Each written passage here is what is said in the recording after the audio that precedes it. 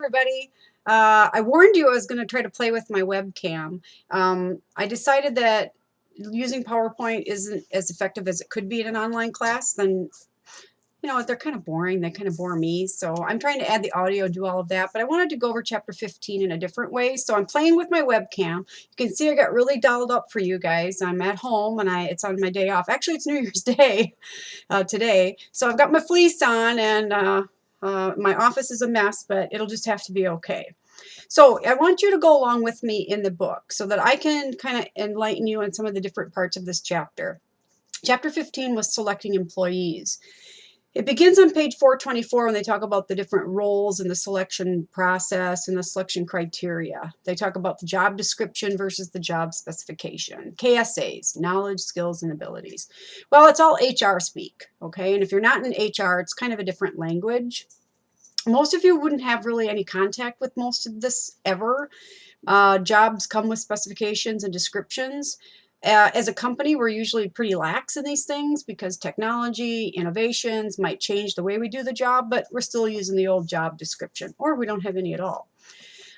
So you can read through that. It gives you an idea of what the essential duties are and things like that. It's just kind of HR techie stuff.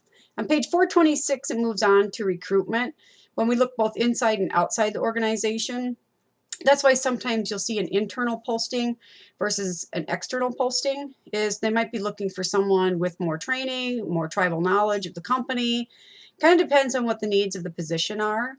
We often look outside the organization because it gives us a chance to grab people that maybe have knowledge to more innovation. They're more creative. They have new ideas, new skills, different expertise.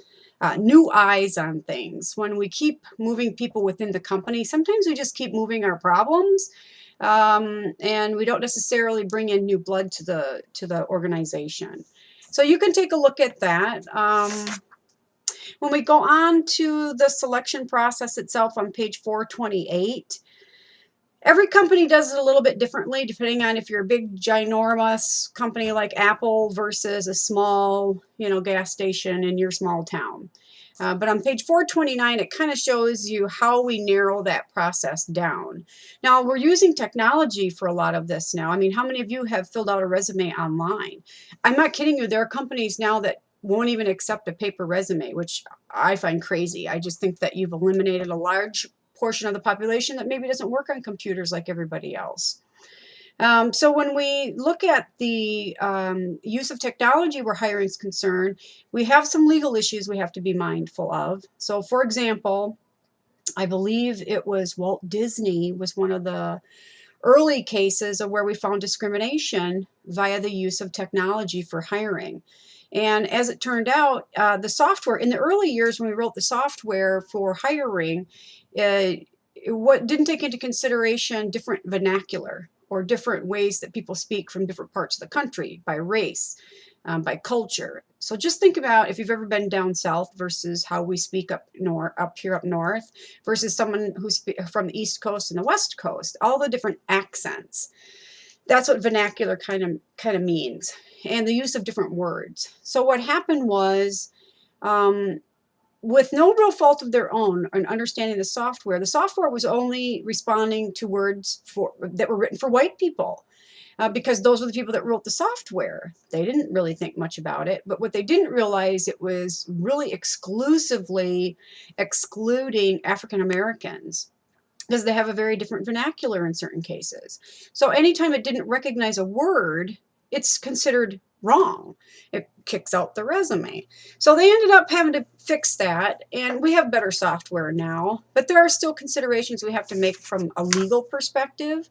Now, as you go forward in the reading on page 430, 431, they give you some examples of that stuff.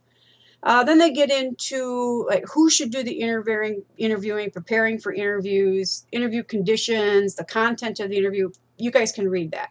The bottom line here is most of us aren't very well prepared for this. We often work for smaller companies that don't have a large HR department, so we involve people in the interviewing process that aren't necessarily prepared for this.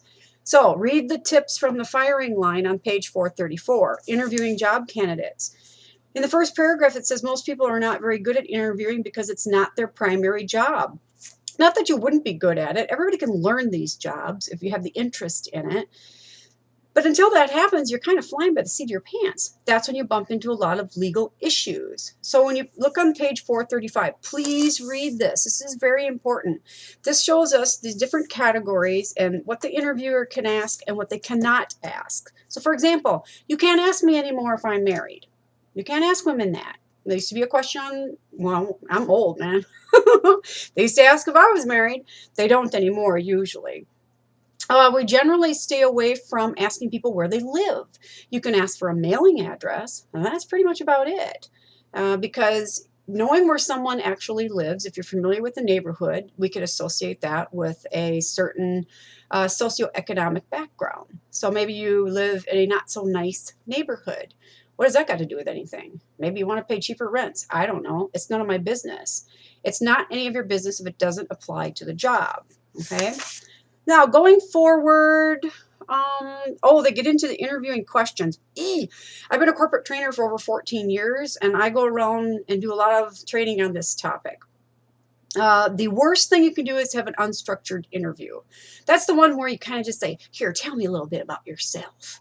Oh my gosh, people will. They'll tell you everything. They tell you things that you need to put your fingers in your ears and go, la, la, la, la, la, la, la. You should not know these things because there are legal issues where certain things are concerned.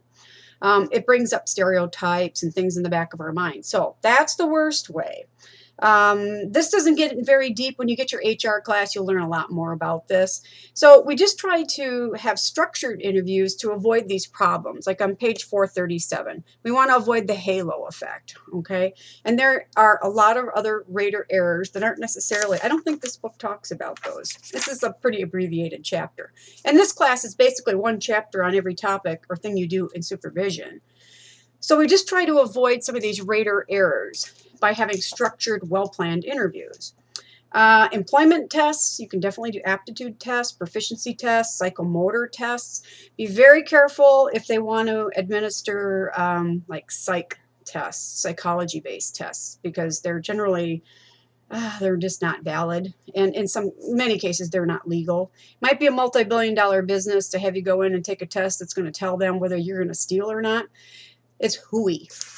We have cases already established in the Supreme Courts of, I don't remember which state. There's a great book. It's called The Cult of Personality by Annie Murphy Paul. Read it. Very interesting about testing. Anyway, we do want to conduct background checks and reference checks and things like that to help us with the hiring process, the staffing process. And then on page 440, they get into some more of the legal issues, anti-discrimination laws. You guys can read that on your own. Pretty straightforward. Workplace accessibility is on page 444. That's the making of accommodations and what supervisors can do, those kinds of things. So this chapter is pretty abbreviated, but it does start to give you a little bit of a better idea of why staffing is so hard. Believe me, I go from company to company and ask me to do training with their HR people and people across the board that are involved in hiring, because they're constantly saying to me, oh my gosh, Rox, how come my best interviewee always turns out to be my worst employee? Well, there's things we can do to try to make that better. And now you have just at least a foundational understanding of the staffing function. So from there, until next time, and maybe next time I'll get zazzed up a little bit more for you, or else one of my cats will run through the cut or whatever, and I'm not going to redo these. So I'm really sorry if I'm not looking like a teacher right now.